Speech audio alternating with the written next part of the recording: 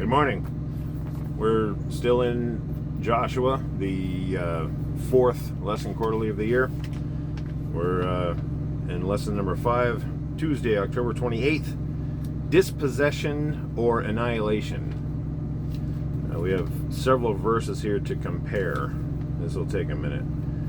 Exodus 23, 28 to 30.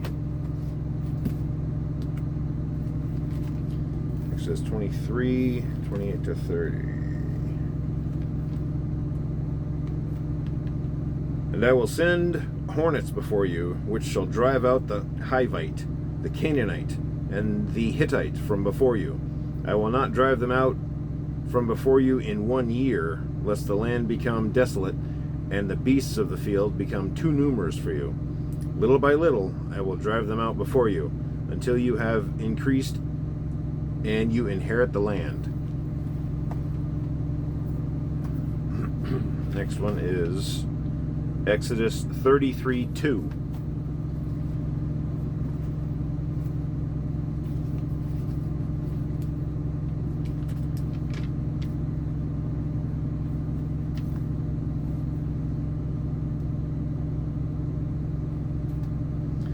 And I will send my angel before you, and I will drive out the Canaanite, and the Amorite, and the Hittite, and the Perizzite, and the Hivite, and the Jebusite.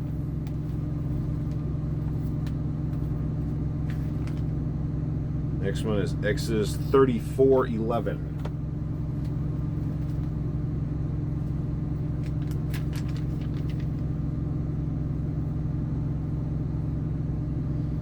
Observe what I command you this day. Behold, I am driving out from before you the Amorite, the Canaanite, and the Hittite, and the Perizzite, and the Hivite, and the Jebusite.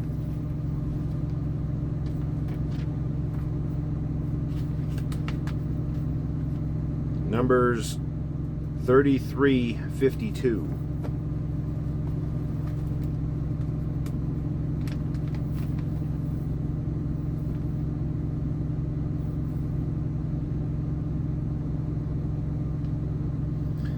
Then you excuse me. Then you shall drive out all the inhabitants of the land from before you. Destroy all their engraved stones, destroy all their molded images, and demolish all their high places.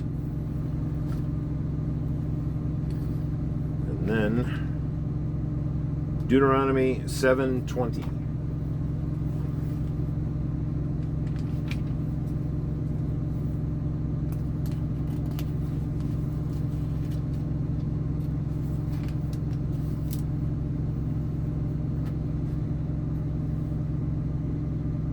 Moreover, the Lord your God will send the hornet among them, until those who are left, who hide themselves from you, are destroyed. Now compare those verses with these verses. Exodus 34:13.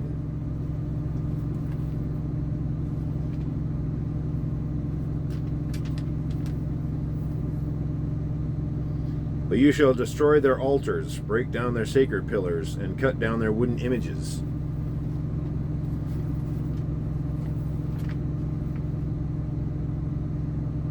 Deuteronomy 7:5.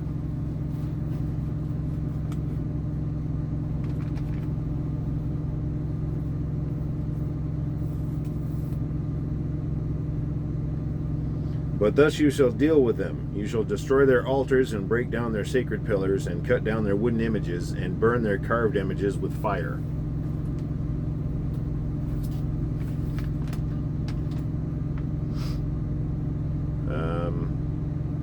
Deuteronomy 9:3.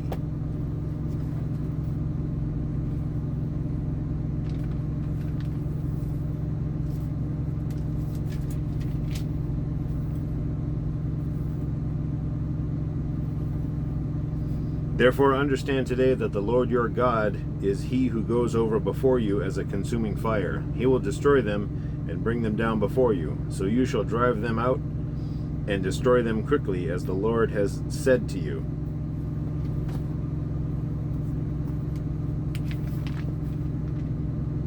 Deuteronomy 12:2 and 3.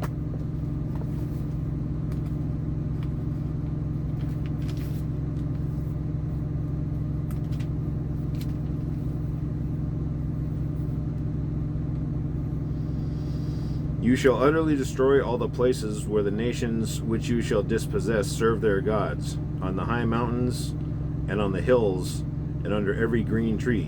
And you shall destroy their altars, break their sacred pillars, and burn their wooden images with fire. You shall cut down the carved images of their gods and destroy their names from that place.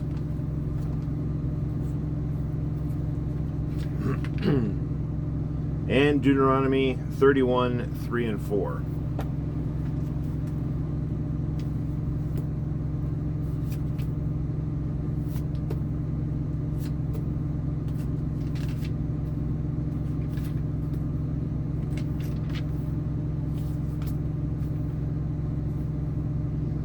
The Lord your God himself crosses over before you. He will destroy these nations from before you, and you shall dispossess them. Joshua himself crosses over before you, just as the Lord has said. I noticed a trend. Did you notice a trend? What do these texts reveal about the purpose of conquest and the extent of the destruction? Well, the purpose was to drive out the people because God had promised the land to the Israelites. And there was many different nations there, many different pagan nations. And so God said that he was going to send hornets before them to drive them out, and then their job was to destroy all the altars and all the high places and all the pagan symbology. God's original purpose for the Canaanites was not annihilation, but instead dispossession.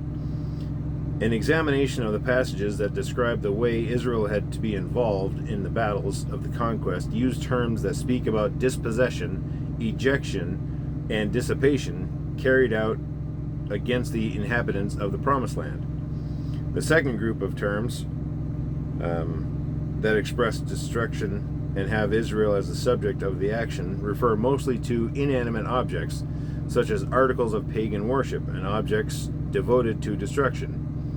Evidently, the places of pagan worship and the altars constituted the main centers of the Canaanite religion.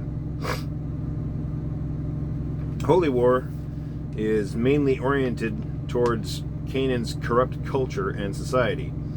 In order to avoid contamination, Israel had to destroy all the elements that were propagating corruption. However, all the inhabitants of Canaan and those who, on an individual basis, recognized God's sovereignty prior to the conquest, or even during the conquest, were able to escape through immigration.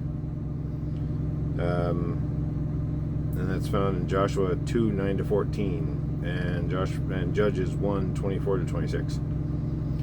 The only part of the Canaanite population doomed to destruction were those who withdrew into the fortified cities, obstinately continued to rebel against God's plan for the Israelites, and hardened their hearts. However, this does raise a question. If the initial purpose of conquering Canaan was to drive out the inhabitants of the land and not to annihilate them, why did the Israelites have to kill so many people? Well, that's easy. They didn't want to leave. They didn't want to leave, and they also didn't want to join in with the Israelites, because it says in the Bible that if any wants to join and follow God, that they're allowed to, and they're to be treated like brothers. Analysis of the biblical text related to the conquest of Canaan revealed that the original intent of the conquest implied the dissipation of the Canaanite population. However, the majority of the Canaanites, like the Pharaoh of Egypt, hardened their hearts and as such became one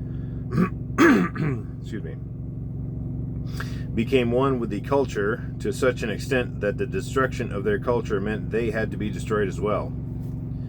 Discussion question: what elements in your own character and habits must be uprooted and annihilated? In other words, what's your favorite sin? Yeah, that's a tough question.